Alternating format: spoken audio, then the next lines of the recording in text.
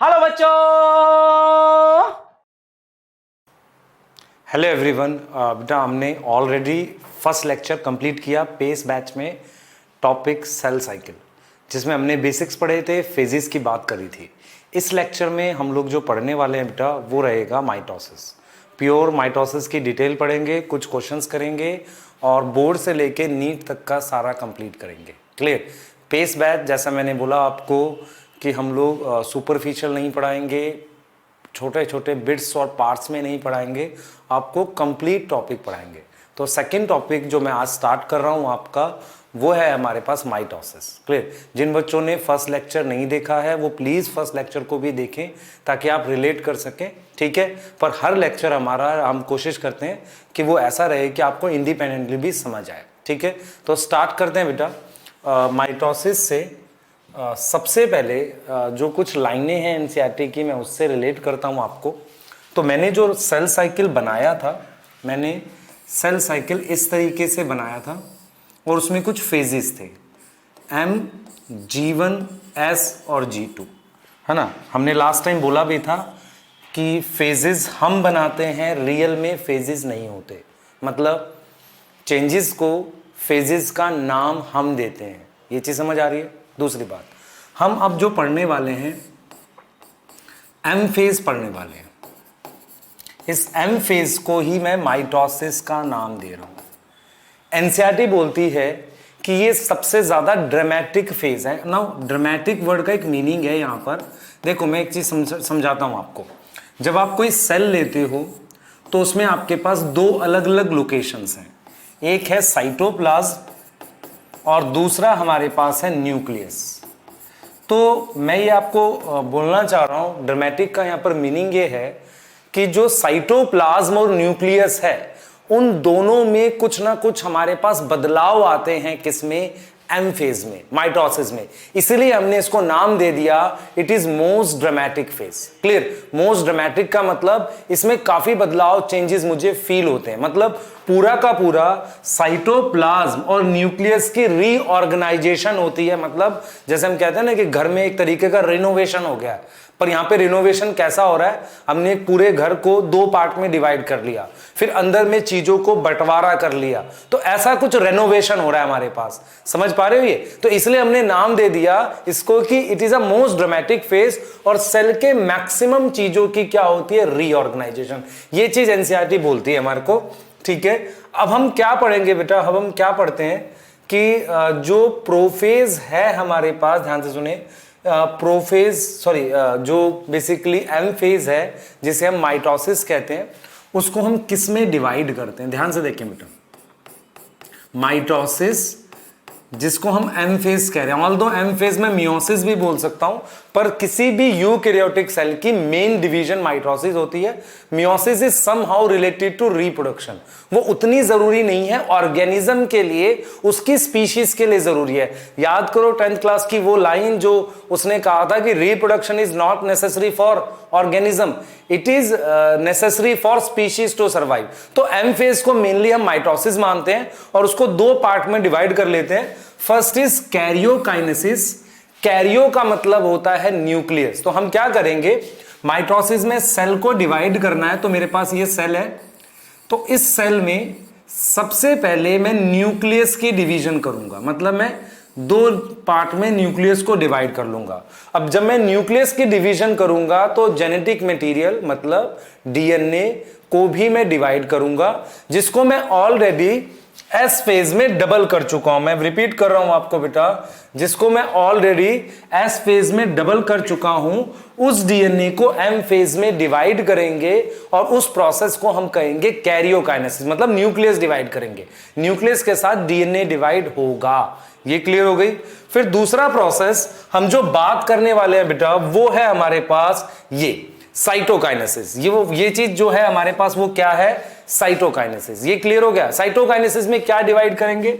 इसका cytoplasm divide करेंगे। होता क्या है कि आपने न्यूक्लियस डिवाइड कर लिया, आपने जेनेटिक मटेरियल डिवाइड कर लिया, पर न्यूक्लियस के पास तो सिर्फ डीएनए है ना। लेकिन उसको प्रोटीन बनाने के लिए कुछ राइबोसोम की भी नीड है। मतलब अगर ये सेल आगे ग्रो करना चाहता है तो इसको आसपास कुछ मटेरियल चाहिए जो डीएनए को हेल्प करे कि तुम भाई प्रोटीन बना सको, ग्रोथ कर सको। खाना कैसे लोगे जब तक एंजाइम नहीं बना लोगे? तो ये चीज आप समझो साइटोकाइनेसिस में करते हैं। तो हमने माइटोसिस को दो पार्ट में डिवाइड कर लिया। First is karyokinesis, second is cytokinesis. और कैरियोकाइनेसिस में भी बहुत सारे चेंजेस होते हैं। मेरी लाइन फिर यहां पर रिपीट करता हूं, चेंजेस जो है उनको मैं फेजेस का नाम देता हूं। जो चेंज है, जो बदलाव है हमारे पास सेल के अंदर, उनको मैं किसका नाम देता हूं? फेजेस का। क्लियर? ठीक है, क्योंकि फेज जैसे हमारी लाइफ में भी फेज थोड़ी है कोई कि हम कहते हैं teen age, adult age, old age. तो ये तो हमने नाम दिया ना कुछ बदलाव को। सेम चीज यहां पे। चलो, तो हमने नाम दिया प्रोफेज, मेटाफेज, एनाफेज, टीलोफेज। हम इसको याद कर सकते हैं as a P mat. In short इसको याद कर सकते हैं P mat, prophase, metaphase, anaphase, telophase. Dropper class 12th के बच्चों को ऐसा सच प्रॉब्लम नहीं होती। जो 11th में फर्स्ट टाइम पढ़ते हैं, नाम याद करने में दिक्कत होती है तो शॉर्ट फॉर्म बना ली, पर शॉर्ट फॉर्म की ज्यादा हैबिट नहीं डालनी है ना। इतनी शॉर्ट फॉर्म बना लो फिर उसको याद रखने के लिए और शॉर्ट फॉर्म चाहिए तो ज्यादा मत बनाओ। सिंपल समझो, प्रोफेज, मेटाफेज, एनाफेज, टीलोफेज, ये इसके चेंजेस हैं। और फिर साइटोकाइनेसिस में क्या होगा, हमारे पास न्यूक्लियस डिवाइड कर जाएगा, सॉरी साइटोप्लाज्म डिवाइड कर जाएगा। क्लियर हो गई बात? चलते हैं आगे, चलेंगे बेटा और हम लोग प्रोफेज की बात करेंगे। ठीक है, क्लियर? प्रोफेज की बात करेंगे और प्रोफेज में हम क्या पढ़ने वाले हैं, ध्यान से सुनना। मैं पहले आपको इसके बेसिक्स समझा दूं, फिर हम इस पे डिस्कस करते हैं। देखो प्रोफेज में क्या हो रहा है, एक बार जरा बेसिक्स समझ लेते हैं तो आपको आइडिया हो जाएगा कि प्रोफेज में क्या हुआ। कैरियोकाइनेसिस का पहला फेज प्रोफेज है। ठीक, क्लियर? चलो एक सेल बना लेते हैं। दिस इज वन सेल, ये एक सेल है आपके सामने। इस सेल में ये हमारे पास न्यूक्लियस है। अगर आपको नहीं पता तो याद रखो, ये जो मैं बना रहा हूं ये न्यूक्लियर मेम्ब्रेन है। याद रखेंगे इसे हम क्या नाम दे रहे हैं बेटा? Nuclear membrane. This is nuclear membrane ना, आउटर इनर दो हैं इसमें, न्यूक्लियर मेम्ब्रेन। क्लियर? इसके अंदर हमारे पास डीएनए है जो ऑलरेडी डबल हो चुका है एस फेज में। क्लियर? और यहां पर वो स्ट्रक्चर है जो मैंने एस फेज में डबल किया था। क्या नाम था उसका? सेंट्रियोल। मैंने उसको एस फेज में डबल किया था। अब मेरी बात सुनना ध्यान से। प्रोफेज में वो चेंजेस होते हैं जो न्यूक्लियस को डिवाइड करने के लिए चाहिए हमारे पास। ध्यान से सुनेंगे। अब मैं यहां पर ये बोल रहा हूं बेटा आपको कि अगर आपके पास, देखो मैं न्यूक्लियस बना देता हूं, ध्यान से देखना बेटा। अगर आपके पास ये न्यूक्लियस है, ये इस तरीके से क्या है? न्यूक्लियस है। और एक न्यूक्लियस मैंने इस तरीके से बना दिया, एक न्यूक्लियस मैंने इस तरीके से बना दिया। मेरा कहने का मीनिंग ये है कि न्यूक्लियस में जो क्रोमैटिन है उसको अगर आप क्रोमोसोम में कन्वर्ट कर दो तो डिवाइड करना इजी होगा। तो हम अगर प्रोफेज में बात करें, क्योंकि मुझे न्यूक्लियस डिवाइड करना है, न्यूक्लियस के साथ साथ जेनेटिक मटेरियल डिवाइड करना है, तो बेटर ये है कि आप इस धागे को, जिसे आप क्रोमैटिन कह रहे हो, इसको एक कंडेंस फॉर्म में लाओ जिसका नाम हम क्या रख सकते हैं? क्रोमोसोम। तो मान लो मैंने ये क्रोमोसोम बना दिए ऐसे, तो इसका मीनिंग ये हुआ कि प्रोफेज में समहाउ मुझे इसकी कंडेंसेशन करनी पड़ेगी। किसकी? क्रोमैटिन की। ये एक बेसिक पॉइंट आपने समझना है। जब मैं इसको कंडेंस कर लूंगा फिर इन क्रोमोसोम को मैं डिवाइड करूंगा। तो कैसे सीक्वेंस जाएगा? ध्यान से सुनेंगे, ध्यान सुने बेटा। एनसीईआरटी ने क्या पॉइंट्स लिखे हैं उस पर हम बात करते हैं। ठीक है, जो हम चेंजेस की बात करेंगे ध्यान से इसको समझेंगे हम लोग। मैं ये कह रहा हूं बेटा, एनसीईआरटी ने बोला है कि जो डीएनए हमारा G2 फेज में डबल हो, तो मान लो सॉरी G2 फेज में, या हम बात करते हैं S फेज में, है ना। हम क्या बात करें? S फेज में। देखना इस बात को, देखो मैं कह रहा हूं कि S फेज में जो डीएनए डबल हुआ था, जैसे ये व्हाइट और दूसरे कलर का है, ये मान लो डबल डीएनए। क्लियर? ये जो डबल डीएनए है, it is not distinct. NCERT लिखते हैं it is not distinct. Distinct का मतलब ये अलग अलग नहीं पता चलता, स्टिल इंटरवाइंड,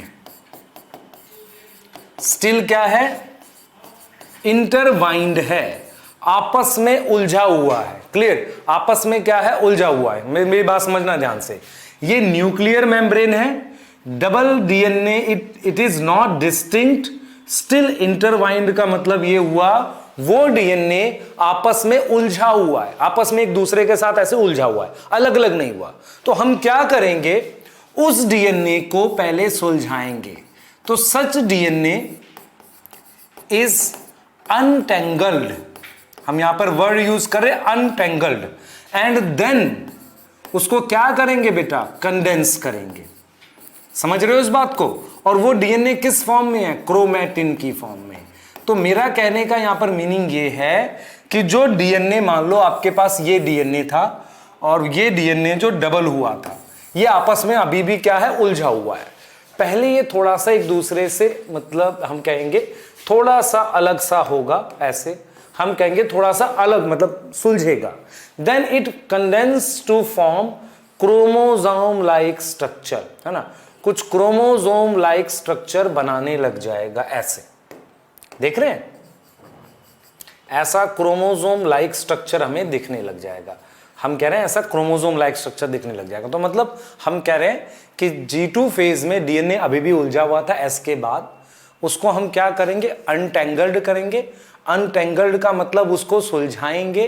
जब हम उसको सुलझा देंगे, सुलझाने का मतलब उसको थोड़ा सा हम खोल लेंगे, फिर उसको कंडेंस करेंगे। क्योंकि मेरा मेन पर्पस ये है बेटा, मेरा मेन पर्पस क्या है यहां पर, ध्यान से सुने बच्चे, अभी इस पे बात करते हैं, मैं एक सवाल आपसे पूछूंगा अभी, क्लियर, इस पे डिस्कस करते हैं हम लोग। तो हमारा जो मेन पर्पस है बेटा वो ये है कि जो डीएनए है, ध्यान से देखें एक बार, हाँ देखो, हमारा मेन पर्पस ये है कि डीएनए को कंडेंस करके क्रोमोसोम बनाना है। तो डीएनए इस फॉर्म में था, ठीक है, डीएनए क्रोमैटिन की फॉर्म में था, ऐसे ये क्रोमैटिन है, इसकी फॉर्म में था, इससे मैं ये बना दूंगा क्रोमोसोम। आ रहा समझ? क्रोमैटिन से मैं क्या बना दूंगा, क्रोमोसोम बना दूंगा। क्लियर हो गई बात? ठीक है, तो क्रोमैटिन से मैं क्रोमोसोम बना दूंगा। ये मैं करूंगा कब, माइटोसिस के कैरियोकाइनेसिस में, क्योंकि क्रोमोसोम को 2 पार्ट में डिवाइड करना आसान है। तो अब हम जाएंगे प्रोफेज में होने वाले चेंजेस, मैं बिल्कुल सीक्वेंस वाइज लिखूंगा और आप उन्हीं चेंजेस को याद करेंगे, नीट के लिए, स्कूल के एग्जाम के लिए, दोनों के लिए, ठीक है, वही चेंजेस हम याद करेंगे। तो देख लेते हैं जरा ये डीएनए। तो देखो चेंजेस क्या है। फर्स्ट चेंज, हम हेडिंग डाल रहे हैं, चेंजेस इन प्रोफेज। प्रोफेज में क्या बदलाव हो रहे हैं बेटा, कॉन्सेप्ट एकदम क्लियर चाहिए हमें, है ना। ऐसा नहीं हो कि मुझे कभी भी, देखो जो बच्चे कहते हैं कि सर क्वेश्चन मैं बना लेता हूं बायो के, लेकिन मुझे 2 ऑप्शन में डाउट होता है, तो मैं जनरली ये बोलता हूं बेटा आपने ठीक से पढ़ा नहीं हुआ। 2 में डाउट तभी रह जाता है, अगर आपने ठीक से याद किया है। आपको कभी ऐसा होता है जब आप घर लौट रहे होते हो अपने किसी रास्ते से, तो आपको डाउट होता है ये वाला है मेरे घर है कि ये वाला, क्योंकि आप डेली जा रहे हो। तो अगर आपको कोई चीज याद है तो आप उसमें डाउट नहीं रहेगा, है ना। हाँ, आपने अगर गलत रास्ता याद किया हुआ है, मतलब आपने गलत कॉन्सेप्ट पढ़ा हुआ है, फिर कैसे पहुंचोगे घर, ठीक है। तो उसी तरीके से हम लोग यहाँ पे बात कर रहे हैं, ध्यान से सुनना।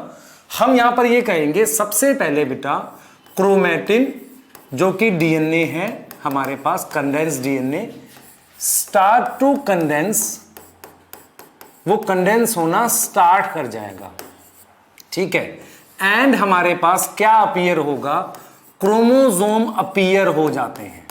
तो अगर आपसे कोई पूछे, ध्यान से देखो बेटा, अगर आपसे कोई पूछे कि क्रोमोसोम माइटोसिस की किस फेज में दिख सकते हैं माइक्रोस्कोप में, तो आप कहोगे प्रोफेज में। लोग मेटाफेज बोलते हैं, नहीं प्रोफेज में, एनसीईआरटी चेक करेंगे, विजिबल इन प्रोफेज। पर वो फुली कंडेंस नहीं है। मतलब मेरा कहने का मतलब ये है कि मान लो ये डीएनए है, इसको आपने कंडेंस किया, इसको आपने कंडेंस किया और कंडेंस करके आपने ये क्रोमोसोम जैसा कुछ बना लिया। ये आपने, ध्यान देंगे बेटा, ये आपने इस तरीके का क्रोमोसोम जैसा ऐसा कुछ बना लिया, जिसके पास ये 2 क्रोमैटिड है ना, जो ऐसे जुड़े हुए, ऐसा कुछ बना लिया। लेकिन जब ये फुली कंडेंस होगा तो फुली कंडेंस ये ऐसा दिखेगा, इस तरीके का, ये फुली कंडेंस है, ये वाला फुली कंडेंस है। तो फर्क क्या है, प्रोफेज में ये थोड़ा कंडेंस हो जाता है, फुली कंडेंस मेटाफेज में होगा। पर मुझे chromosome with 2 sister chromatid visible हो जाता है किसमें, हमारे पास प्रोफेज में। तो मैं ये कह रहा हूं यहां तक मेरे पास प्रोफेज में हो गया, जहां पर मुझे क्या विजिबल है, क्रोमोसोम विजिबल हो जाते हैं, क्रोमोसोम दिख रहे हैं किसके साथ, विद 2 सिस्टर क्रोमैटिड। अब बच्चे कहेंगे सिस्टर क्रोमैटिड क्या है, तो लास्ट लेक्चर में भी बताया था, फिर से बताएंगे।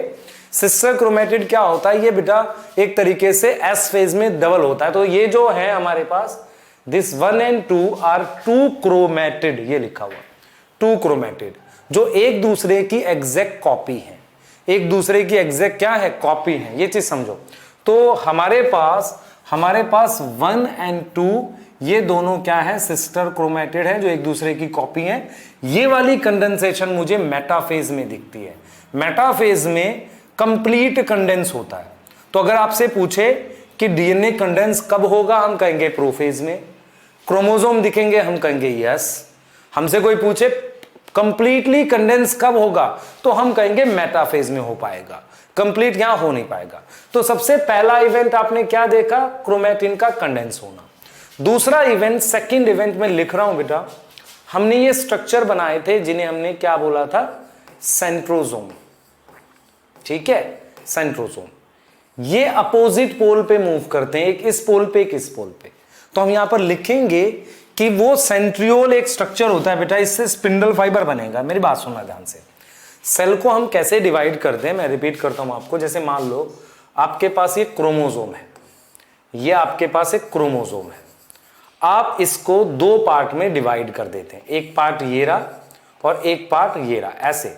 मतलब आपने इसको इस तरीके से 2 पार्ट में डिवाइड कर दिया, ये ऊपर वाला पार्ट, ये नीचे वाला पार्ट। इसको 2 पार्ट में डिवाइड करने के लिए एक थ्रेड है, ध्यान से सुनेंगे, एक थ्रेड है, उसका नाम है स्पिंडल फाइबर। ये धागा, इसे स्पिंडल फाइबर कहते हैं।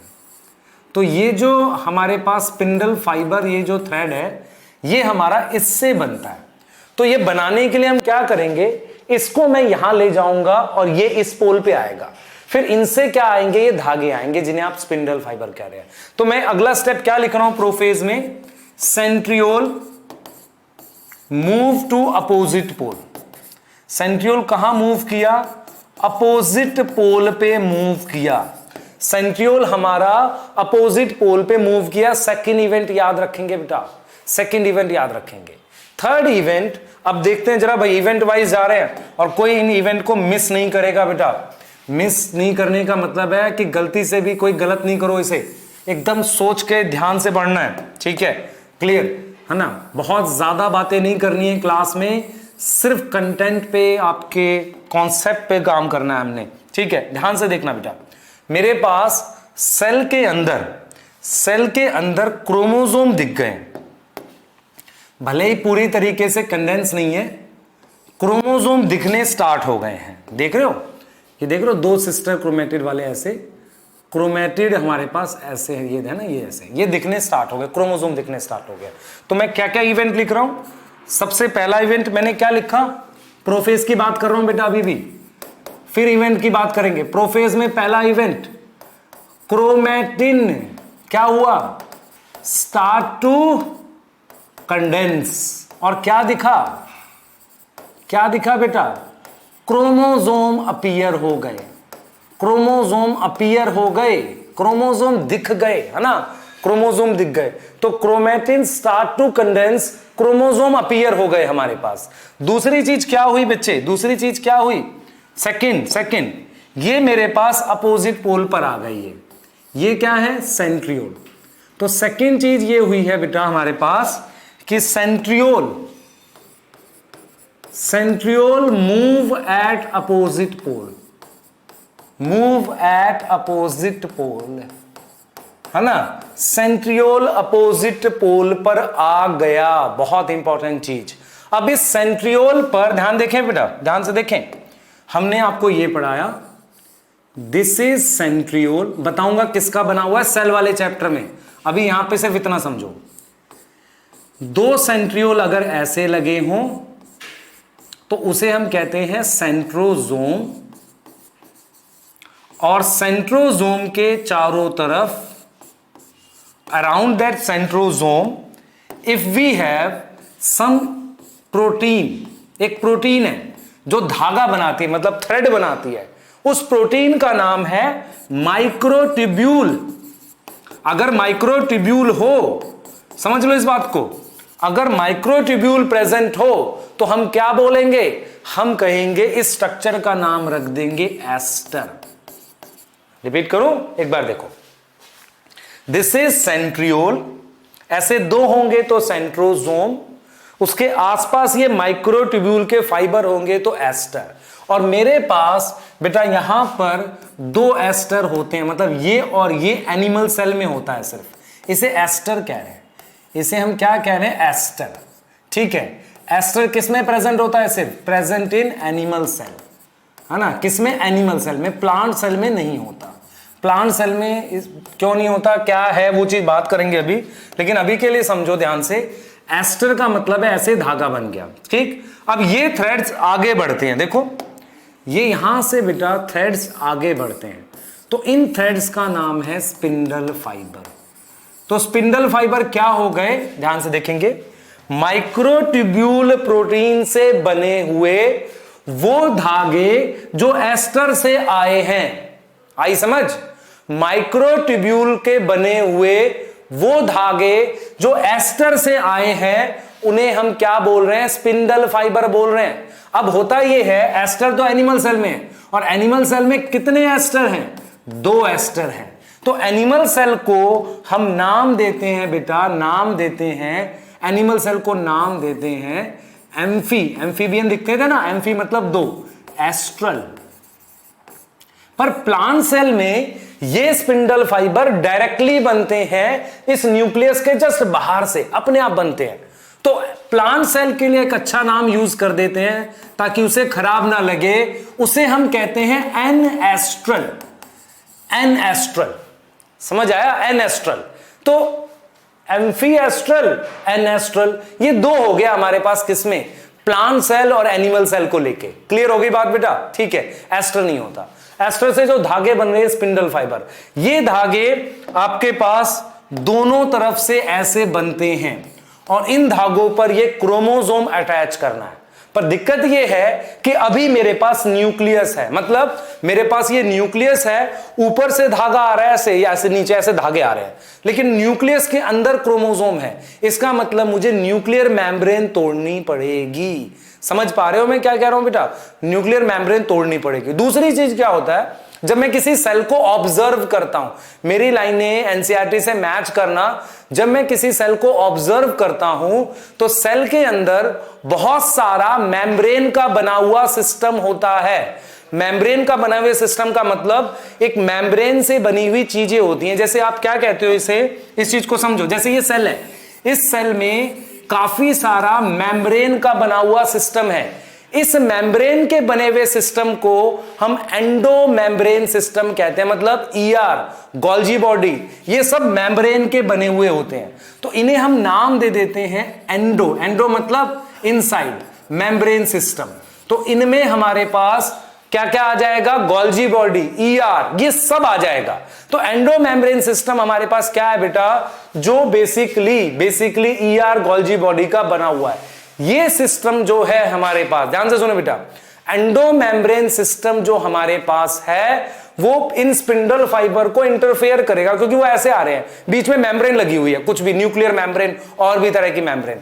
तो हम अगला स्टेप क्या लिखेंगे, अगला स्टेप ये लिखेंगे बेटा कि ये मेम्ब्रेन की बनी हुई चीजें, मेम्ब्रेन की बनी हुई चीजें टूट जानी चाहिए। ध्यान से दिमाग में बैठाओ इस बात को, मेम्ब्रेन की बनी हुई चीजें जो हम इस तरीके से स्पिंडल बना रहे हैं उनको टूटना चाहिए। इसका मतलब ये हुआ, मैं यहां पर लिख रहा हूं कि ईआर गोल्जी बॉडी जो मेम्ब्रेन का बना हुआ है वो डिसअपीयर हो गया, वो अब नहीं दिख रहा है। क्लियर, नहीं दिख रहा है, वो डिसअपीयर हो गया। ये चीज समझ आ रही है। देखो सबसे पहला इवेंट, अगर आपसे पूछे what is first event of prophase, chromatin start to form chromosome, पहला इवेंट। सेकंड इवेंट हमारे पास क्या है, ध्यान से सुनो बेटा। क्रोमेटिन जो था, हमने क्रोमोसोम बनाना स्टार्ट कर दिया, इसको मैंने अपोजिट पोल पे मूव किया, उससे मेरे पास स्पिंडल फाइबर आया, उसके बाद मैंने लिखा ईआर गोल्जी बॉडी साथ के साथ डिसअपीयर हो रहे हैं। उसके साथ न्यूक्लियस में एक डेंस स्ट्रक्चर होता है जिसे आप कहते हो न्यूक्लियोलस। ये जो न्यूक्लियोलस है, ये एक डेंस स्ट्रक्चर होता है न्यूक्लियस में। क्लियर?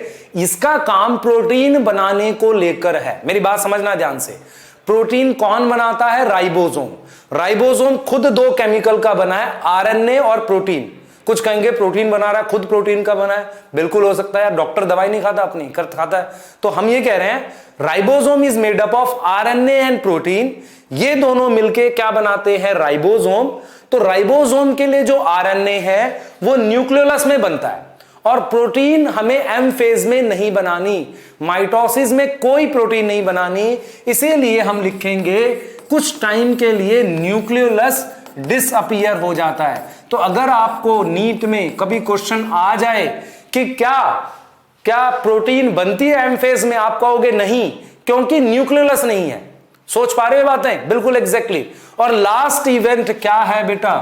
लास्ट इवेंट है हमारे पास, last event is disintegration of क्या चीज? Nuclear membrane. न्यूक्लियर मेम्ब्रेन का टूटना लास्ट इवेंट है किसका? प्रोफेज का।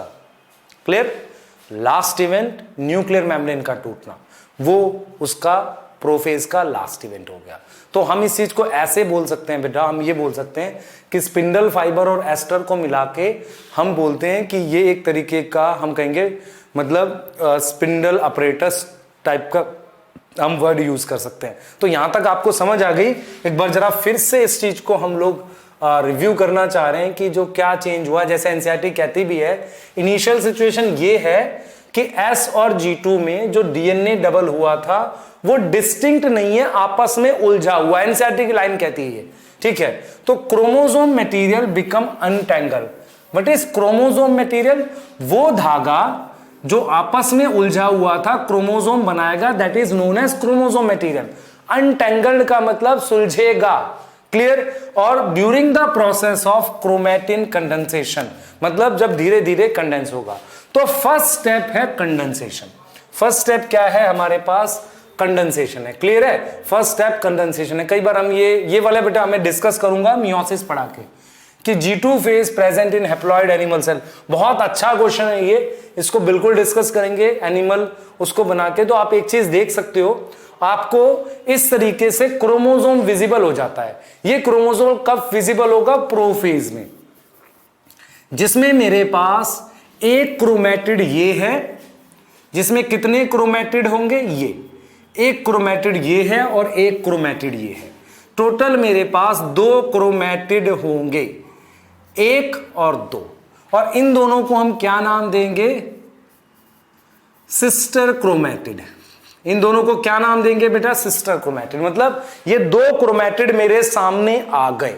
क्लियर? ये 2 क्रोमेटिड आ गए, एक दूसरे की कॉपी होते हैं। मान लो मैं लिख देता हूं यहां पर, इस पे लिख देता हूं, यहां पर कैपिटल ए जीन है तो यहां भी capital A, this is small R gene, यहां भी स्मॉल। ये एक दूसरे की कॉपी, और ये डबल कब हुए थे? एस फेज में, है ना? ऐसा दिखेगा। तो आपको क्रोमोसोम इस तरीके से दिखने लगेंगे, ये ऐसे न्यूक्लियस में क्रोमोसोम दिख जाएंगे, पर प्रॉपर नहीं दिखेंगे। और अगर आप देखो ये सेंट्रोसोम है, देख रहे हो आप, ये अपोजिट पोल पे पहुंच चुके हैं। क्लियर? अपोजिट पोल पे पहुंच चुके हैं, और इससे ये देखो स्पिंडल फाइबर आ रहा है, ये देखो ये इधर आ रहा है, ठीक है। और ये हमारे पास इस तरीके का आपको दिखेगा। क्लियर? उसके बाद हम लोग इसमें डिस्कस कर सकते हैं बेटा, डिस्कस कर सकते हैं कि एक क्वेश्चन ले लेते हैं चलो आपके लिए। Which phase is smallest in karyokinesis? ये क्वेश्चन लेना था मुझे। स्मॉलेस्ट कौन सा होता है? मैंने लिखा प्रोफेज, मेटाफेज, एनाफेज, टीलोफेज। ये कुछ फेज हैं हमारे पास। प्रोफेज, मेटा है, एना है और टीलो है। ये 4 फेजेस हैं। इनमें से बेटा हमारे पास शॉर्टेस्ट होता है ये, दिस इज शॉर्टेस्ट, है ना? और प्रोफेज जो होता है वो लॉन्गेस्ट होता है। सबसे कम समय का हमारे पास कौन होता है? प्रोफेज होता है, सॉरी एनाफेज होता है। तो एम फेज में सबसे कम टाइम का कौन होता है हमारे पास? मेटाफेज में, सॉरी क्या माइटोसिस में सबसे कम टाइम का हमारे पास कौन होता है बेटा? एनाफेज होता है, सबसे ज्यादा टाइम का प्रोफेज। क्लियर? ठीक, हाँ चलिए आगे बात करते हैं फटाफट से। हम लोग बेटा आ गए हैं किसको? ये देख रहे हैं चेंजेस, आप देख पा रहे हैं कि क्रोमेटिन कंडेंसेशन शो कर रहा है, सेंट्रियोल डबल हुआ था एस फेज में, अपोजिट पोल पे मूव किया, क्रोमोसोम कंपोज हुआ है, 2 सेंट्रोमियर जुड़े हुए हैं, initiation of assembly of mitotic spindle, मतलब स्पिंडल फाइबर असेंबल हो गए और उसे हम क्या बोल रहे हैं, और एक हमारे पास जो माइक्रोट्यूब्यूल का बना हुआ, जो प्रोटीन का बना हुआ है, ये चीज है। ईआर गोल्जी बॉडी डिसअपियर हो गए ना, एंडोप्लाज्मिक रेटिकुलर, लास्ट में क्या डिसअपियर हुआ? Nuclear membrane. ये सारी चीजें, अब मेरी बात सुनो ध्यान से। प्रोफेज का स्टार्टिंग क्या बताया था? कंडेंसेशन, उसको अर्ली प्रोफेज मान लेते हैं। न्यूक्लियर मेम्ब्रेन के टूटने को लेट प्रोफेज, तो ये लेट हो गया और ये अर्ली हो गया। आप एनसीईआरटी में देखेंगे ये अर्ली है, लेट में गए तो ये न्यूक्लियर मेम्ब्रेन टूट रही है। अब मैं आपको एक स्टेटमेंट बोलूंगा, सुनना ध्यान से। देखो मैं क्या करता हूं आपके लिए, बेटा कंडेंसेशन मतलब ये है कि क्रोमेटिन को कंडेंस करके क्रोमोसोम बनाना, पर रियल साइज तब पता चलता है जब वो सबसे ज्यादा कंडेंस हो, वो मेटाफेज में पता चलेगा। तो इसीलिए साइज देखनी है। कंडेंसेशन का मतलब है क्रोमेटिन कीप ऑन कंडेंसिंग और वो क्या बना दे? क्रोमोसोम बना दे। ठीक हो गई बात? आगे देख लेते हैं बेटा, एक बार फटाफट से आगे देख लेते हैं। और हम लोग क्या बात करेंगे, ये चीज देख सकते हैं। In which phase of cell cycle chromatid visible?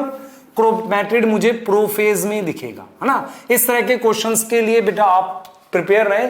NEET के लिए स्कूल के एग्जाम में क्रोमेटिड मुझे कब दिखेगा? एक क्रोमोसोम में 2 क्रोमेटिड, प्रोफेज में दिखेगा। क्लियर? ये चीज समझ आ गई बेटा। अब हम बात कर सकते हैं मेटाफेज की। हम क्या बात करेंगे? मेटाफेज की बात कर रहे हैं बेटा। क्लियर? ध्यान से देखें क्या चेंजेस पड़ रहे हैं। क्लियर? मेटाफेज में क्या चेंजेस पड़ रहे हैं, इसके लिए बात करते हैं। ठीक है? क्लियर? चलिए देखो, अब हम बात कर रहे हैं सेकेंड फेज मेटाफेज। बहुत ध्यान से समझना है। अभी तक क्या हुआ? न्यूक्लियर मेम्ब्रेन टूट गई, है ना, न्यूक्लियर मेम्ब्रेन टूट गई, ये सेल है, न्यूक्लियर मेम्ब्रेन टूट गई। तो मैं आपको एक चीज बताता हूं, मान लो प्रोफेज के बाद मेटाफेज है ना, प्रोफेज के बाद मेटाफेज है। तो मैं यहां पर ये कह रहा हूं, ध्यान से सुने, मैं यहां पर ये कह रहा हूं कि प्रोफेज के बाद मेटाफेज है, तो जो प्रोफेज का लास्ट इवेंट होगा वो क्या मेटाफेज का फर्स्ट इवेंट भी तो हो सकता है। जैसे किसी का एंड दूसरे की स्टार्टिंग हो सकती है। तो एनसीईआरटी लिखती है इस बात को कि फर्स्ट इवेंट इसका क्या है? फर्स्ट इवेंट है disintegration of nuclear membrane. Disintegration का मतलब न्यूक्लियर मेम्ब्रेन का टूटना। अगर न्यूक्लियर मेम्ब्रेन टूट गई तो मैं कहूंगा वो मेटाफेज में आ गया, है ना, मेटाफेज में आ गया। तो ये मेरे पास वो सेंट्रोजोम है जो मैंने ये अपोजिट पोल पर बना दिए ऐसे, और इस सेंट्रोजोम के अराउंड मेरे पास माइक्रोट्यूब्यूल लगे हुए थे जिसको मैंने एस्टर बोला, और इस एस्टर से ये स्पिंडल फाइबर ऐसे बन रहे थे। क्लियर? लेकिन अब क्या हुआ बेटा, अब क्या हुआ? क्रोमोजोम आपके किस में आ गए? साइटोप्लाज्म में आ गए ना। पूरी तरह कंडेंस नहीं है पर अब साइटोप्लाज्म में आ चुके हैं, है ना, साइटोप्लाज्म में आ चुके हैं। देख रहे हो ये क्रोमोसोम साइटोप्लाज्म में आ गए। तो नेक्स्ट इवेंट आप क्या लिखोगे मेटाफेज में? देखेंगे सबसे पहले न्यूक्लियर मेम्ब्रेन टूट गई। दूसरा क्या हुआ बेटा? सेकंड हुआ कि chromosome is now in cytoplasm, है ना। मुझे न्यूक्लियर मेम्ब्रेन तोड़ने का मेन पर्पस यही था कि क्रोमोसोम को साइटोप्लाज्म में लाओ ताकि स्पिंडल फाइबर इससे अटैच हो सके। ठीक है? अब जरा कंडेंसेशन वाली बात को आगे लेके जाते हैं। कंडेंसेशन स्टार्ट कब हुई थी? प्रोफेज में। कंप्लीट कब होगी? मेटाफेज में। तो हम ये लिखेंगे बेटा यहां पर कि सम कंडेंसेशन ऑल्सो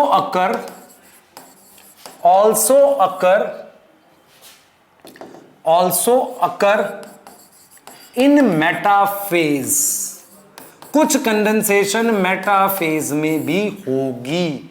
और इसके साथ मैं ये भी लिखूंगा कि फुली, अब इसके बाद भी नहीं होगी, फुली कंडेंस किस में होंगे? मेटाफेज में। पूरी तरीके से कंडेंस मेटाफेज में होंगे। सोचो, है ना। इसका मतलब ये हुआ कि आपको ये प्रोफेज में कुछ ऐसे दिख रहे थे, इस तरीके से। मेटाफेज में ये आपको छोटे दिखेंगे पर पूरी तरीके से कंडेंस दिखेंगे। तो मैं ये कह सकता हूं कि ये प्रोफेज का है और ये मेटाफेज का है, ये मेटाफेज का है। और नीट के हिसाब से जो क्वेश्चन बन सकता है ये है कि metaphase is best phase to see morphology. NCERT morphology word use करती है, तो पहले तो ये याद करो, best phase to see morphology, chromosome की मॉर्फोलॉजी कैसी है, स्ट्रक्चर मतलब टाइप का। दूसरा आप ये बोल सकते हैं साइज, ठीक है, नंबर, ये मैं एडिशनल बता रहा हूं नीट के लिए, ठीक। तो नंबर, साइज, मॉर्फोलॉजी देखने के लिए कौन सा फेज चाहिए, मेटाफेज चाहिए। अब हमने क्या, कहां पर आया, हमने न्यूक्लियर मेम्ब्रेन तोड़ लिया, आगे बात कर रहे हैं हम, न्यूक्लियर मेम्ब्रेन तोड़ लिया। अब स्पिंडल फाइबर ऐसे आ रहे हैं नीचे की तरफ। ये जो स्पिंडल फाइबर है यहां पर, वो इस क्रोमोसोम पर अटैच होंगे। पर क्रोमोसोम पे क्या वो सिंपल अटैच हो जाएंगे? हम कह रहे हैं नहीं, कुछ और करना है हमने। क्या करना है और अभी दिखाते हैं बेटा आपको। क्या इसमें कर सकते हैं हम लोग, बात करते हैं, ध्यान से देखो। हम इसमें बात कर रहे हैं कि आपको क्रोमोसोम ऐसे दिख जाएंगे। ये मान लो सेल बना लेते हैं, ठीक है, आपके लिए एक सेल बढ़िया सा, ये सेल बना दिया, ठीक है। क्रोमोसोम एक सिंगल बनाऊंगा, आपको समझ आएगी बात, ठीक है। या क्रोमोसोम बना देते हैं, ये देखो, दिस इज क्रोमोसोम। ऐसे इधर उधर ये अभी जस्ट कंडेंस हुए, है ना, ऐसे क्रोमोसोम है ये, ठीक है, क्लियर। मैं चाह रहा हूं कि एक बार होमोलोगस पेयर भी यहीं पे साथ में बता देंगे आपको। तो देखो, ये ऐसे शेप का एक और है, ये रहा, ये वाली शेप का एक ये रहा, ये वाला एक मान लो यहां है, ये ऐसा कुछ है, क्रोमोसोम है। तो अगर मैं इसको ऐसे दिखाऊं आपको प्रॉपरली, तो मेरे पास एक ये क्रोमेटिड होता है, एक क्रोमेटिड ये होता है। क्रोमेटिड को आपस में जोड़ता कौन है, वो ये, जिसको आप क्या नाम देते हो, सेंट्रोमियर, ठीक है। ध्यान से देखना बेटा, दिस इज क्रोमेटिड और ये भी क्या है, क्रोमेटिड। ये दोनों क्रोमेटिड जो सेम सेंट्रोमियर से जुड़े हों, जिसे हम क्या बोलते हैं, सेंट्रोमियर। तो ये 1 and 2 उनको कहेंगे सिस्टर क्रोमेटिड, क्योंकि वो एक सेंट्रोमियर से जुड़े हुए हैं। सेंट्रोमियर पर ये क्रोमेटिड जुड़े रहते हैं। अब सेंट्रोमियर पर प्रोटीन का बना हुआ एक स्ट्रक्चर होता है ऐसे, इस स्ट्रक्चर का नाम होता है काइनेटोकोर। काइनेटोकोर याद करो प्रोटीन का है और किस पर लगा हुआ है, एक क्रोमेटिड पर, मतलब जो सेंट्रोमियर है वहां। तो आपको यहां पर यह समझना है बेटा, इस काइनेटोकोर पे स्पिंडल फाइबर अटैच होता है। तो स्पिंडल फाइबर जो है हमारे पास, स्पिंडल फाइबर जो ऊपर से आ रहा है, देख रहे हो यहां पर, ये मान लो सेंट्रोजोम था, ऐसे सेंट्रोजोम था, ठीक है। यहां हमारे पास स्पिंडल फाइबर जो ऊपर से ऐसे आ रहा है, वो इससे अटैच होने की कोशिश करेगा, इन क्रोमोसोम से ना, इनसे अटैच होगा, ऐसे ऐसे आ रहा है, इनसे अटैच होगा। और अटैच होने के लिए हमारे पास हर एक क्रोमोसोम पर यहां क्या है, काइनेटोकोर दिख रहा है, ये दिखा रहा हूं जो आपको, ये काइनेटोकोर है। तो काइनेटोकोर से अटैच होगा, और काइनेटोकोर किस पे है, सेंट्रोमियर पे। तो मैं स्टेटमेंट लिख देता हूं ताकि याद हो जाए आपको। मैं लिख रहा हूं कि ऑन सेंट्रोमियर हमारे पास क्या होगा, काइनेटोकोर प्रेजेंट है। काइनेटोकोर प्रोटीन का बना हुआ है, on which spindle fibre attach, उस पर क्या अटैच हो जाएगा, स्पिंडल फाइबर अटैच हो जाएगा। विजुलाइज करो, काइनेटोकोर ये पिंक कलर का, इस पर जाकर ये धागे लग जाएंगे बेटा, ये थ्रेड्स जो हैं ये जाकर इन पर ऐसे अटैच हो जाएंगे, क्लियर। और खास चीज क्या है, एक क्रोमोसोम पर 2 थ्रेड अटैच होंगे। ये 2 थ्रेड की कहानी मियोसिस में डिस्कस करूंगा। 2 स्पिंडल फाइबर एक क्रोमोसोम पर, एक क्रोमोसोम पर 2 स्पिंडल फाइबर, ठीक है। इस बात को लिख भी देता हूं, एक क्रोमोसोम पर कितने spindle fibre, 2 spindle fibre, clear. ये हो गया। अब क्या करो बताओ, अब क्या करेंगे, अब हम क्या करेंगे बेटा, इनको सेंटर में ऐसे लाएंगे। देखो मेरी बात सुनो, पहले मैंने इनको अटैच कर लिया, तो स्पिंडल फाइबर मैंने अटैच कर लिया सारे क्रोमोसोम पे, ऐसे देख रहे हो, ऐसे पहले अटैच कर लिया, एक एक क्रोमोसोम पे 2 अटैच हो गए। फिर इन सारे क्रोमोसोम को मैं सेंटर में ले आऊंगा। सेंटर में लाने का मतलब ये हुआ कि मैं इन्हें सेल के सेंटर में ले आऊंगा। समझ लो इस बात को बेटा, इन्हें मैं क्या करूंगा, सेल के सेंटर में ले आऊंगा। देखो कैसे, क्या मैं बोल रहा हूं, सेल के सेंटर में लाने का क्या मतलब है। ये सेल है, ठीक है, क्लियर, क्रोमोसोम ये रे, इनको मैं सबको सेंटर में ले आया सेल के, ऐसे, ठीक है, ऐसे, है ना, ये क्रोमोसोम है, ठीक। इनको सेंटर में किसकी हेल्प से लाया, स्पिंडल फाइबर की। तो ये मेरे पास वो सेंट्रोसोम था जिसने एस्टर बना रखा था, ये रहा, ठीक। और यहां पर मेरे पास इन सब पर ये क्या थे हमारे पास, याद करो, काइनेटोकोर। इन काइनेटोकोर पे क्या जुड़े थे, देखो इस तरीके से स्पिंडल फाइबर जुड़े थे, ऐसे, क्लियर। इस तरीके से हमारे पास क्या जुड़े हुए, स्पिंडल फाइबर। और मैं सारे क्रोमोसोम को सेंटर पे ले आया हूं। तो आपको यहां पर ये समझ आना चाहिए बेटा, ये समझ आना चाहिए कि जैसे ये स्पिंडल फाइबर है, ठीक है, क्लियर, ये मेरे पास काइनेटोकोर है यहां। तो हम यहां पर ये लिख रहे हैं कि पहले अटैच होगा और फिर सारे क्रोमोसोम सेंटर पे आ जाएंगे। अच्छा, ये क्रोमोसोम इसके जैसा है, तो माइटोसिस में जरूरी नहीं होता कि एक जैसे क्रोमोसोम एक दूसरे के पास हो, ये जरूरी नहीं होता, ठीक है, ये ध्यान रखेंगे। तो मैं यहां पर ये बोल रहा हूं बेटा आपको कि जो ये क्रोमोसोम है, all chromosome come at equator पे आ गए। सारे क्रोमोसोम कहां आ गए, इक्वेटर पे आ गए। सेल का जैसे ये स्पिंडल फाइबर है, इसके सेंटर पे आ गए। तो ये जो इक्वेटर है हमारे पास, मैं बोलूंगा इक्वेटर ऑफ स्पिंडल फाइबर, जहां पर क्रोमोसोम की आर्म अलाइन है, क्रोमोसोम की आर्म अलाइन है, उसे हम नाम देते हैं मेटाफेजिक प्लेट। दोबारा समझा रहा हूं, ध्यान से सुनना।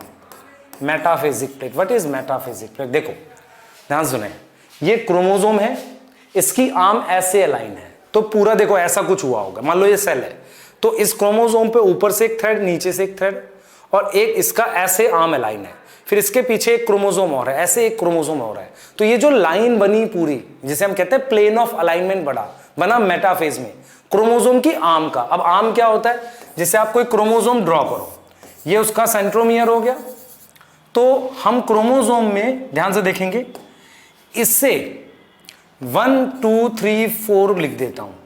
1 और 2 को हम बोलते हैं क्रोमेटिड, साथ में 3 और 4 को हम क्रोमेटिड कह रहे हैं, ठीक। 1 2 3 4 को आर्म कह रहे हैं, क्लियर। 1 2 3 4 को हम क्या कह रहे हैं, आर्म्स कह रहे हैं। क्लियर हो गया, बताओ जल्दी, सही है ना, ठीक है। तो ये चीज आपको समझ आनी चाहिए, ये चीज आपको समझ आनी चाहिए कि मेटाफेज में हो क्या रहा है। मैं एक बार रिपीट करूंगा आपके लिए, मेटाफेज में जो चीजें हुई हैं बेटा, एक बार आप देख लो। सबसे पहले हम कहेंगे न्यूक्लियर मेम्ब्रेन टूट गई, क्रोमोसोम साइटोप्लाज्म में आ गए, स्पिंडल फाइबर आए, और क्रोमोसोम पे मेरे पास क्या बना, काइनेटोकोर, जो मेटाफेज में ही आता है। उस पर क्या अटैच हो गए, स्पिंडल फाइबर। अब इस काइनेटोकोर पे स्पिंडल फाइबर अटैच हो गए, और सारे क्रोमोसोम को मैं कहां ले आया, सेंटर में। इसके लिए कई बार एक वर्ड यूज कर देते हैं, या रहने देते हैं बेटा आपके लिए, या चलो बता देते हैं, bringing chromosome at metaphasic plate, उसको कंग्रेशन कहते हैं, ठीक है। थोड़ा सा और इसको एक्सप्लेन करते हैं। ऐसे देखो, ये क्रोमोसोम है आपके पास, है ना, इस पे हम बना सकते हैं क्या, ये दिस इज काइनेटोकोर, ये काइनेटोकोर है, इधर काइनेटोकोर है, और इस क्रोमोसोम पर इस तरीके से स्पिंडल फाइबर जोड़ेंगे, समझ रहे हो। और ये आर्म है, देख रहे हो, 4 आर्म है ना। और फिर क्या होगा आपके पास, मान लो मैं इसको सेल की फॉर्म में ऐसे बना दूं, फिर क्या होगा आपके पास, स्पिंडल फाइबर इन पे आकर जुड़ जाएंगे, ठीक है, ऐसे मैंने बना दिया। तो फिर होगा क्या बेटा, आपके पास ये मान लो स्पिंडल फाइबर, एक मिनट, हमारे पास स्पिंडल फाइबर जो है वो आकर इस पर ऐसे जुड़ रहे हैं, देख रहे हो, इस वाले से आकर यहाँ जुड़ गया और यहाँ पर ऑलरेडी क्या है हमारे पास, ये काइनेटोकोर है, देख रहे हैं काइनेटोकोर, इस पर आके स्पिंडल फाइबर जुड़ेंगे, ये देख पा रहे हो।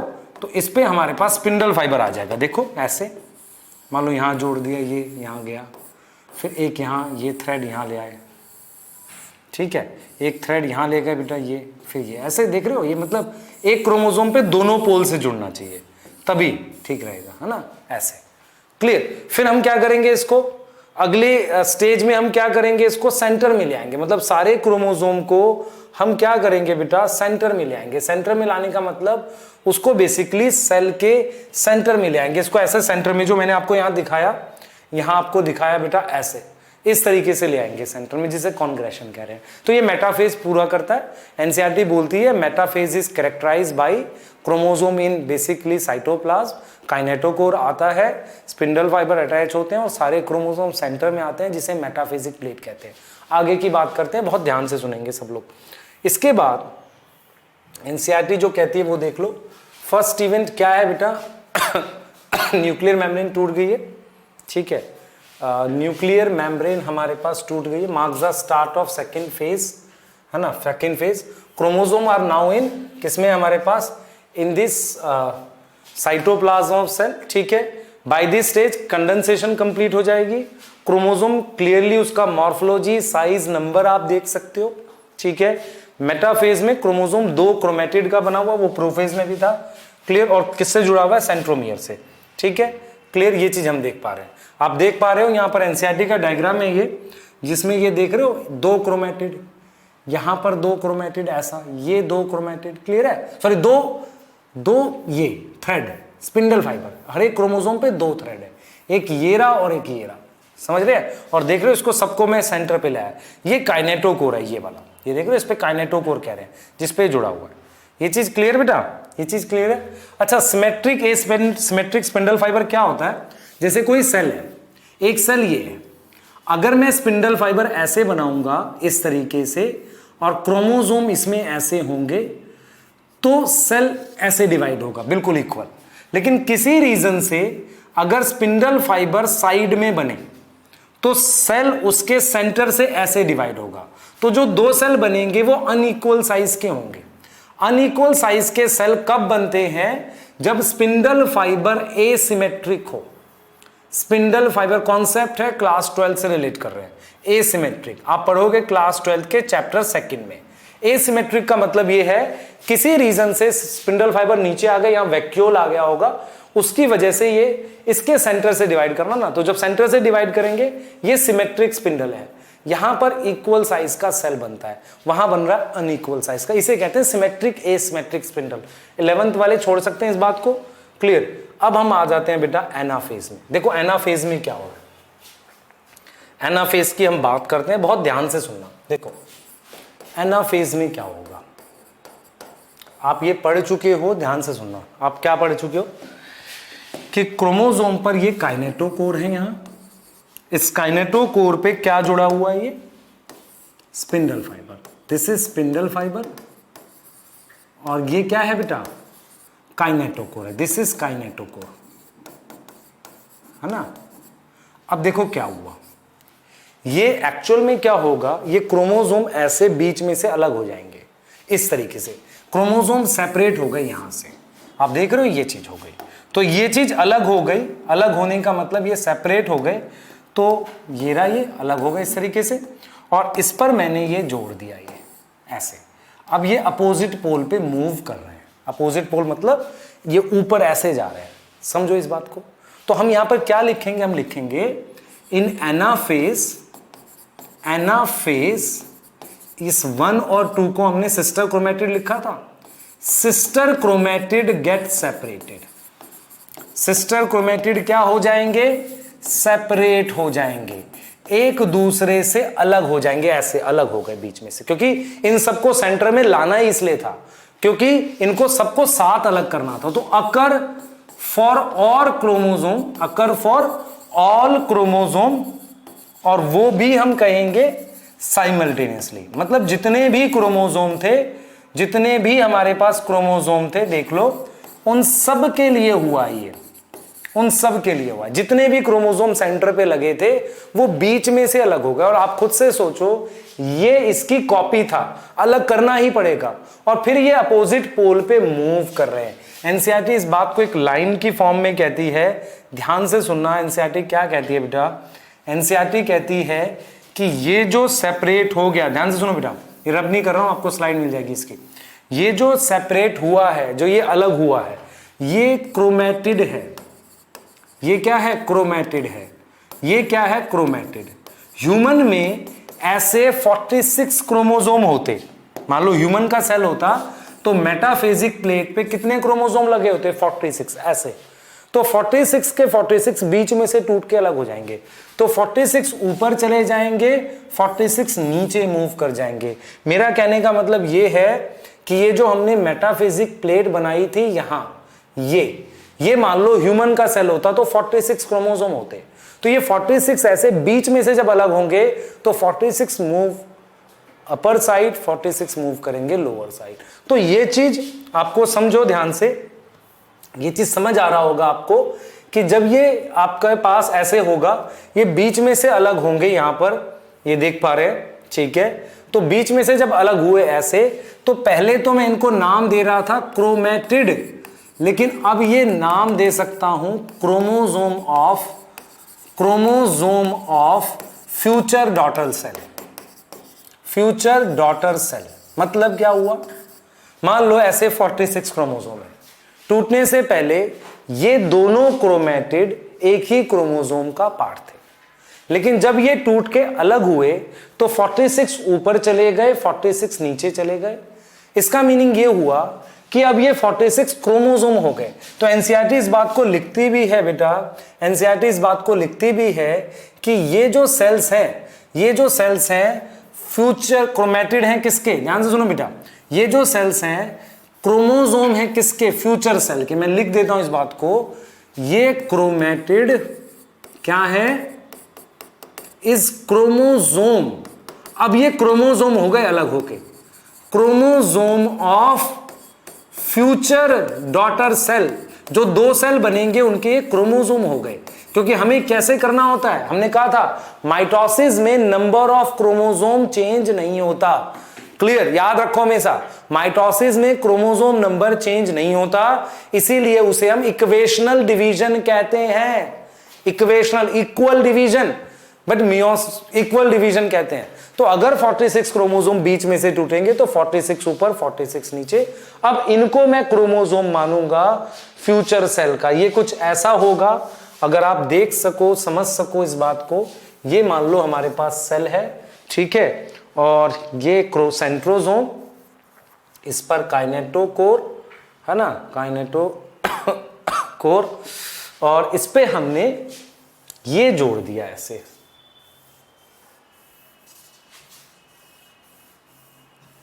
क्लियर? ऐसे जोड़ दिया, ठीक। अब ये बीच में से सेपरेट हो गए तो मुझे क्या दिखा देख लेते हैं। मान लो मैं सेल ये पूरा ऐसे ले लेता हूं, ठीक है, तो मुझे क्या दिखा बेटा? ये सेंट्रोसोम है, क्लियर? ये देखो,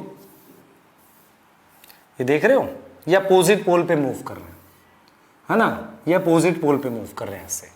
ये बीच में से सेपरेट हो के अपोजिट, तो ये इधर मूव कर रहा है, ये इधर मूव करेगा, क्लियर? ऐसे मूव करेगा। अच्छा, एक चीज इसमें और दिखेगी आपको, ये चीज समझ आ रही है?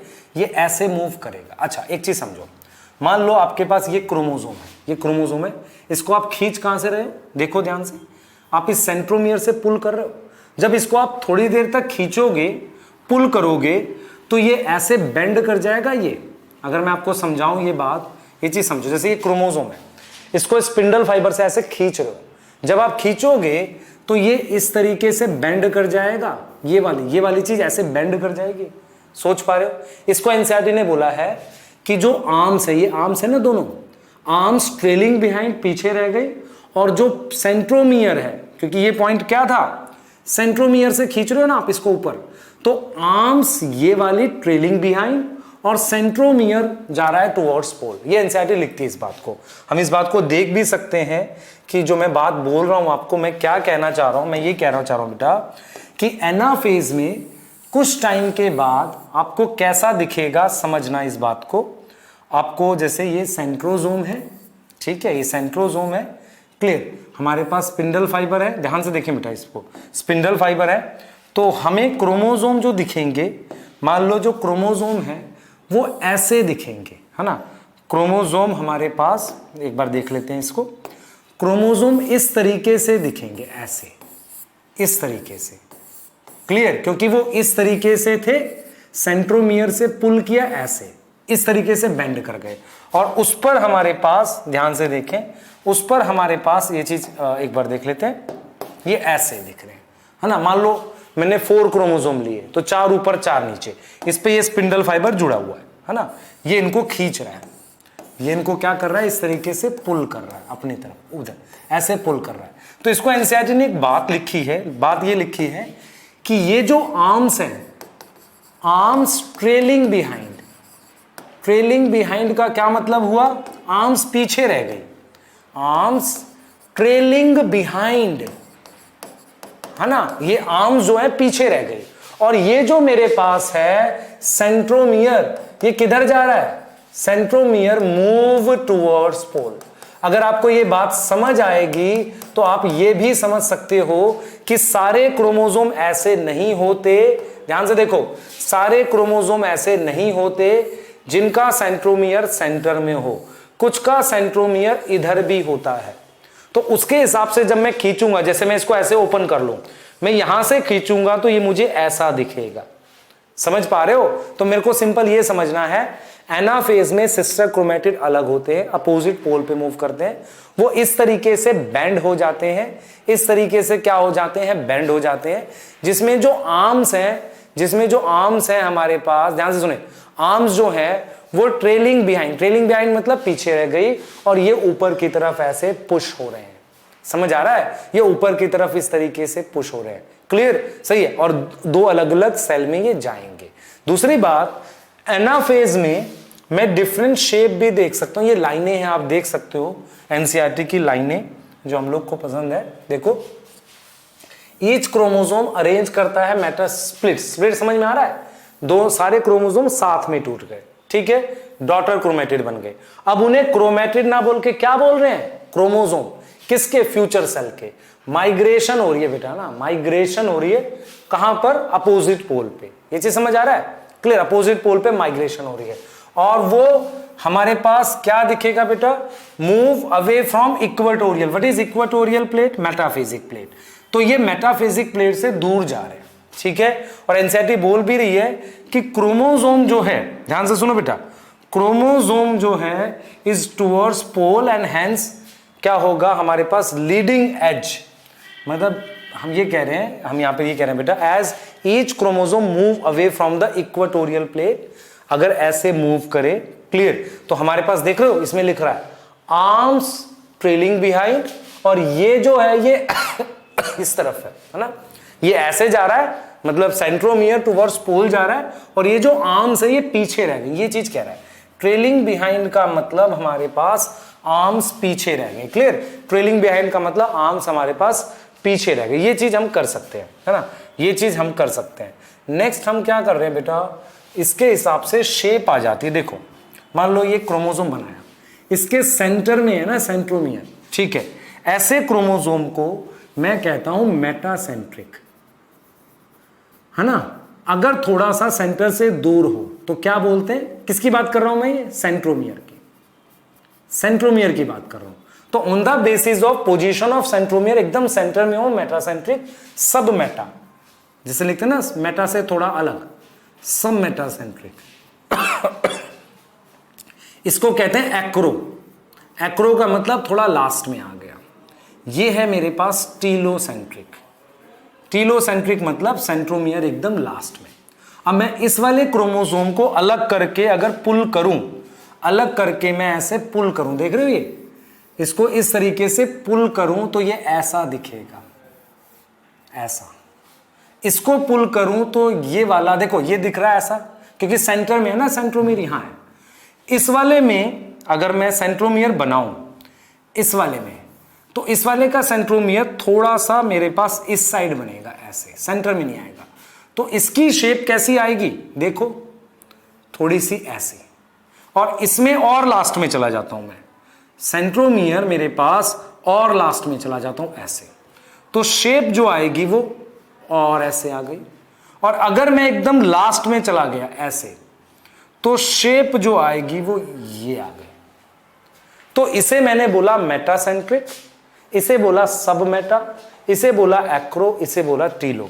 तो हमारे पास बेटा टाइप है, ध्यान से सुनेंगे, हमारे पास टाइप है, उसके हिसाब से शेप दिखती है, इसे कहते हैं इन्वर्टेड वी। ठीक है, इन्वर्टेड वी, क्लियर। दूसरे को हम क्या कहते हैं, सब मेटासेंट्रिक को क्या कहते हैं, एल, इन्वर्टेड एल। इसे क्या बोलेंगे, जे, इन्वर्टेड जे, है ना। देखो ये एल में ये पार्ट बड़ा है ना, ये छोटा है, क्योंकि सेंट्रोमियर जैसे ऐसे 4 तरह के क्रोमोसोम होते हैं on the basis of position of centromere, देख पा रहे हो। और इस वाले को हम क्या बोलेंगे, आई, मतलब क्योंकि इसको डायरेक्टली मैं कैसे पुल कर रहा हूँ, यहां से ऐसे पुल कर देंगे इसको, तो ये ऐसे पुल कर रहे होंगे ना इसको यहां से, तो इसको मैंने क्या नाम दे दिया, आई, है ना। इन्वर्टेड आई, इन्वर्टेड बोलो नहीं बोलो, पर आई शेप आएगा, क्लियर। तो शेप मुझे किसमें दिखती है, शेप मुझे दिखती है किसमें, एनाफेज में, क्लियर है, एनाफेज में। अब हम क्या डिस्कस करेंगे बेटा, हम डिस्कस करेंगे टीलोफेज। मेरी बात सुनो ध्यान से, टीलोफेज को हमें समझना है, उससे पहले कुछ बेसिक बात समझो। देखो हुआ क्या, टीलोफेज एक तरीके से किसका अपोजिट है, प्रोफेज का, पर सारा कुछ अपोजिट नहीं है। क्या अपोजिट नहीं है, सुनो। सेल में मेरे पास ये सेंट्रोजोम थे, है ना, सेंट्रोजोम थे। इन सेंट्रोजोम में क्या हुआ, ध्यान से सुनेंगे बेटा, इन सेंट्रोजोम में क्या हुआ, हमारे पास ये जो क्रोमोजोम थे ये अपोजिट पोल पे ऐसे पहुंच गए, है ना, अपोजिट पोल पे पहुंच गए। ये क्रोमोजोम है, ठीक, ये क्रोमोजोम है, स्पिंडल की हेल्प से ये अपोजिट पोल पर ऐसे आ गए। अब मैं यहां पर ये चीज लिख रहा हूं, देखो इस चीज को समझो। होगा ये बेटा, होगा ये कि ये जो क्रोमोजोम है, अब क्या होगा, क्रोमोजोम लूज इंडिविजुअलिटी, ये वाला वर्ड याद रखना है, इंडिविजुअलिटी, मतलब हमारे पास क्रोमोजोम जो है, ध्यान सुनो बेटा, क्रोमोजोम जो हमारे पास है, ध्यान सुनो बेटा, क्रोमोजोम जो है अपनी इंडिविजुअलिटी लॉस कर देता है, ठीक है, इंडिविजुअलिटी हमारे पास लॉस कर देता है, मतलब वो इंडिविजुअल नहीं रह गया, अब वो खुल के क्रोमैटिन बना देगा। मतलब आपको ये दिख जाएगा, देखो आपको सेल के अंदर यहां पर दोनों पोल पे अब वो क्रोमोजोम, ये वाले क्रोमोजोम क्रोमैटिन बना देंगे। क्या बना दिया उसने, क्रोमैटिन, ठीक है। जैसे लास्ट इवेंट न्यूक्लियर मेम्ब्रेन का टूटना था, तो कुछ को लगेगा फर्स्ट इवेंट न्यूक्लियर मेम्ब्रेन का बनना होना चाहिए, ऐसा कुछ नहीं होता।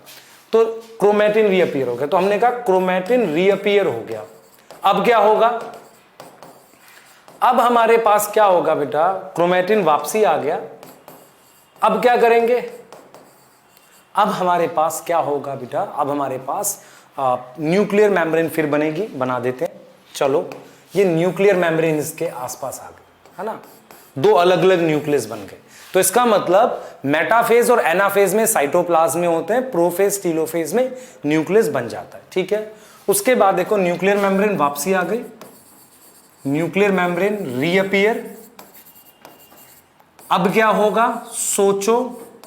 सोचो फिर से वो चीजें वापसी आएंगी, क्योंकि सेल को ग्रो करना है डिवाइड करके, तो ये चीजें फिर से बन जाएंगी, ER, Golgi body and nucleolus reappear, ये वापसी आ जाएगा, ये फिर से वापसी आ जाएंगे, और फाइनली मेरे पास दो न्यूक्लियस बन जाएंगे जो जेनेटिकली सेम है। वाई जेनेटिकली, क्योंकि जब ये अलग हुए थे ये दोनों सिस्टर क्रोमैटिड थे, तो अगर ये ह्यूमन सेल होता तो ये क्रोमोसोम होते 46, ये 46 होते, 46 क्रोमोसोम का ये क्रोमैटिन है, क्लियर, क्रोमैटिन है। ये चीज समझ आ रही है। अब इसके बाद हम क्या करेंगे, इसका साइटोप्लाज्म डिवाइड करेंगे। साइटोप्लाज्म डिवाइड करने को हम कहते हैं साइटोकाइनेसिस, उस पे बात करेंगे। पर देख लो जरा एनसीईआरटी क्या कहती है बेटा आपसे। एनसीईआरटी कहती है कि क्रोमोसोम अपोजिट पोल पर आ गए, ठीक है, अपनी इंडिविजुअलिटी लॉस कर लेंगे, ठीक है। अब वो क्रोमोसोम नहीं है, क्लियर, सही है। और वो कैसे दिख रहे हैं, क्रोमोसोम मटेरियल मतलब क्रोमैटिन आ गया ना, क्रोमोसोम की जगह क्या आ गया, यहां से ये आ गया, ठीक है। और वो अपोजिट पोल पे दिख रहे हैं ऐसे। ये चीज समझ आ रही है। अब हम क्या डिस्कस करेंगे बेटा, साइटोकाइनेसिस। साइटोकाइनेसिस का मतलब ये है हमारे पास ऑलरेडी, ध्यान से सुने बेटा, साइटोकाइनेसिस का क्या मतलब है, ऑलरेडी दोनों पोल पर दो न्यूक्लियस प्रेजेंट हो गए ऐसे। इनको मैं, ये देख रहे हो आप, ये इसमें क्रोमैटिन है, इसमें क्रोमैटिन है। मैं क्या कर रहा हूं, अब डिवाइड करने वाला हूं इनको, है ना। इनको मैं डिवाइड करूंगा तो ऑलरेडी मेरे पास दो न्यूक्लियस विजिबल हो गए, क्लियर है, दो न्यूक्लियस विजिबल हो गए। तो साइटोकाइनेसिस का मतलब है कि अब हम क्या डिवाइड करेंगे बेटा, अब हम क्या डिवाइड करेंगे, साइटोप्लाज्म डिवाइड करेंगे, है ना। साइटोप्लाज्म डिवाइड करेंगे, मतलब मैंने जेनेटिक मटेरियल डिवाइड कर लिया है। अब बाकी चीजों का बंटवारा करना है। हमारे पास साइटोकाइनेसिस दो टाइप की पढ़ते हैं, एक पढ़ते हैं एनिमल साइटोकाइनेसिस और एक हम पढ़ते हैं प्लांट, है ना, कोई भी पहले पढ़ सकते हैं। सेकंड हम पढ़ते हैं बेटा प्लांट साइटोकाइनेसिस। प्लांट साइटोकाइनेसिस का मतलब ये हुआ कि प्लांट्स में अलग होती है, क्लियर, अलग होती है।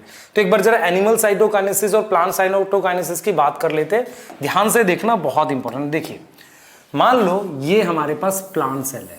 सबसे पहले प्लांट में एनसीईआरटी लिखते हैं रिजिड सेल वॉल होती है। What is rigid cell wall, मान लो ये प्लाज्मा मेम्ब्रेन है और ये हमारे पास सेल वॉल है। तो ये चीज हमारे पास क्या है, सेल वॉल जो रिजिड है, और ये हमारे पास क्या है, प्लाज्मा मेम्ब्रेन। ऑलरेडी दो न्यूक्लियस बन चुके हैं, एक यहां एक यहां, और इसके अंदर हमारे पास ये जेनेटिक मटेरियल है ना, ये न्यूक्लियस हो गया और वो हमारे पास क्रोमैटिन है जो बन चुका है। अब सुनना ध्यान से, बहुत इंपॉर्टेंट पॉइंट्स हैं, क्लियर, बहुत इंपॉर्टेंट पॉइंट्स है, ध्यान से सुना। देखो ध्यान से सुनना बेटा, कुछ स्पिंडल फाइबर नहीं टूटते, ध्यान सुने बेटा, कुछ नॉर्मली स्पिंडल फाइबर टूट जाते हैं। सम स्पिंडल फाइबर क्या होगा, नॉट ब्रेक, कुछ स्पिंडल फाइबर नहीं टूटते। वाइट स्लाइड कुछ को पसंद नहीं आ रही है, पढ़ लो यार, कोई बात नहीं, है ना, ध्यान सुनो। कुछ स्पिंडल फाइबर नहीं टूटते, उसके अराउंड विच, अच्छा, उसको हम नाम देते हैं फ्रेगमोप्लास्ट। व्हाट इज फ्रेगमोप्लास्ट, फ्रेगमोप्लास्ट का मतलब हुआ कुछ स्पिंडल फाइबर रह गए, टूटे नहीं, उनके around which Golgi body, organelle का नाम लिख रहा हूं बेटा, अराउंड विच गोल्जी बॉडी क्या करती है, डिपॉजिट करती है कुछ मटेरियल, और वो डिपॉजिट करती है कैल्शियम पैक्टेट की लेयर, कैल्शियम पैक्टेट की लेयर डिपॉजिट करती है।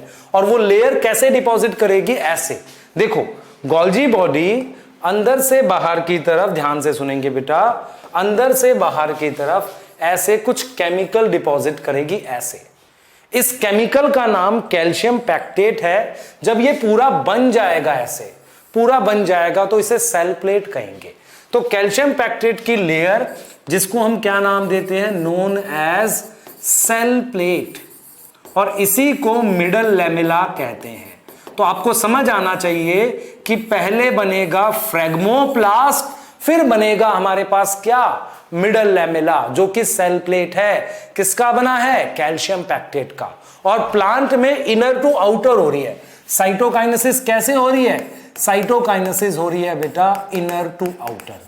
तो इनर टू आउटर होगी और फाइनली मेरे पास सेल बन जाएगा, और दो सेल में इसे डिवाइड कर लेंगे तो मुझे कुछ ऐसा दिखेगा।